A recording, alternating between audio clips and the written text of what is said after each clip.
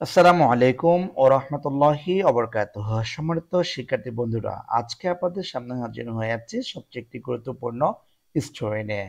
এই স্টোরিটি class 6 to 10 পর্যন্ত সবার জন্য গুরুত্বপূর্ণ।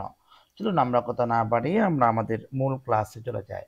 আজকে আমরা দেখতে পাচ্ছি স্টোরির নামটা হচ্ছে slow and steady wins the race. এটি আমাদের একেবারে সবার জন্য সবচেয়ে গুরুত্বপূর্ণ এবং বিভিন্ন পরীক্ষায় এসে থাকে। তা আমি এখানে একসাথে বাংলা এবং ইংরেজি দুইটা যুক্ত করতে গেলে একটা সমস্যায় পড়তে হচ্ছে, যার কারণে আমি এক পাশে বাংলা বলেছি আর এক পাশে ইংরেজি দিয়েছি। তাহলে আমরা কি করতে পারবো, বা চাইলে আপনার লিখে খাতায় বাংলা এবং ইংলিশকে আমরা ম্যাচিং করতে পারবো। আমি বাংলাটা বুঝাই দিচ্ছি আপনাদের একটু সুবিধার্থে। যেমন আমরা দেখতে পাচ্ছি প্রথমত, a fraud here laughed at the tortoise for its slow motion. But the tortoise challenged the hare to run a race. At this the hare was much amused. So it said, "Come along, let's fix a date for the race." The fixed a date and a pledge. A fixed agreed to be the judge. The tortoise and the hare came to the starting point. The race began. The hare began to run very fast and it ran a mile in a few minutes. Soon it found the tortoise far behind. It became sure of success. It said to itself, "What's the use of going so fast? Perhaps the tortoise has gone only a few years by this time, so I can very well have a good sleep before the tortoise comes up." So it saying. The hare slipped on the way. In the meantime, the tortoise walked on and on. It didn't stop anywhere. When it came near the hare, it saw the hare lying fast asleep. It a smile and quietly passed by the hare. Many hours passed. The hare woke up. It saw that it was already evening.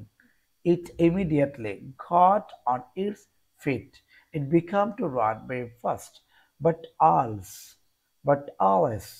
the tortoise had already gone far. It was already crossing the winning first.